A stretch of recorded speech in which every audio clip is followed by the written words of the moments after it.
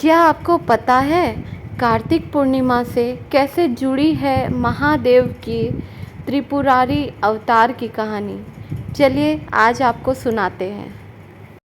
एक समय की बात है, तारकासुर नाम का एक असुर था जिसके 3 पुत्र थे, तारकाक्ष, कमलाक्ष और विदुन्माली। जब भगवान शिव के पुत्र कार्तिकेय ने तारकासुर का वध किया तो उसके तीनों पुत्र अत्यंत दुखी हो गए। उन्होंने अपने पिता की मृत्यु का बदला देवताओं से लेने का निश्चय किया और इसके लिए ब्रह्मा जी की कठोर तपस्या करने लगे। उनकी तपस्या से प्रसन्न होकर ब्रह्मा जी उनके सामने प्रकट हुए और वरदान मांगने को कहा।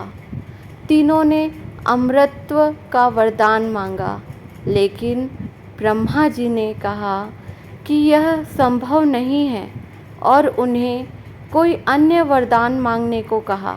इसके बाद तीनों ने ब्रह्मा जी से यह वरदान मांगा कि वे 3 अलग अलग नगरों का निर्माण करवाना चाहते हैं, ऐसे नगर जिनमें वे रहते हुए संपूर्ण पृथ्वी और आकाश में भ्रमण कर सके।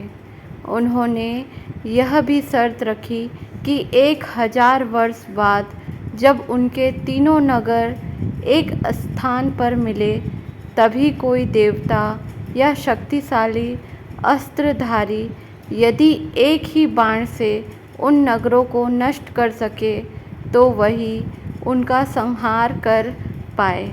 ब्रह्मा जी ने उनकी यह इच्छा पूर्ण कर दी और 3 नगर बनवाए, तारकाक्ष के लिए सोने का, कमलाक्ष के लिए चांदी का और विदुन्माली के लिए लोहे का।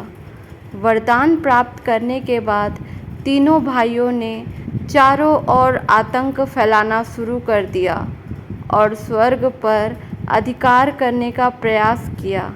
इससे इंद्रदेव भयभीत हो गए और भगवान शिव से सहायता मांगी। तब महादेव ने एक दिव्य रथ का निर्माण किया और एक ही बाण से तीनों नगरों का नाश कर त्रिपुरासुरों को वध कर दिया। तभी से भगवान शिव को त्रिपुरारी के नाम से जाना जाने लगा। देवताओं ने इस दिन जीत की खुशी में दीप जलाकर उत्सव मनाया, जिसे देव दीपावली भी कहा जाता है। और तब से कार्तिक पूर्णिमा मनाया जाता है। हिंदू पंचांग के अनुसार कार्तिक पूर्णिमा बहुत ही शुभ दिन माना जाता है। मान्यता है कि इस दिन देवी देवता पृथ्वी पर आते हैं और अपने भक्तों को आशीर्वाद देते हैं। कार्तिक पूर्णिमा पर पवित्र नदी गंगा में स्नान करने से सारे पाप धुल जाते हैं और मोक्ष की प्राप्ति होती है।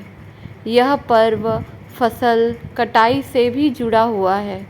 यह दिन किसान अच्छी फसल के लिए भगवान को धन्यवाद करने के लिए मनाते हैं। इस दिन किए गए कार्य भक्तों के जीवन में खुशियाँ और सुख समृद्धि लाते हैं। अगर आपको हमारी कहानी पसंद आई है तो हमारे स्टोरी को लाइक करिएगा, चैनल को सब्सक्राइब करिएगा और कमेंट में हर हर महादेव ज़रूर लिखिएगा। धन्यवाद।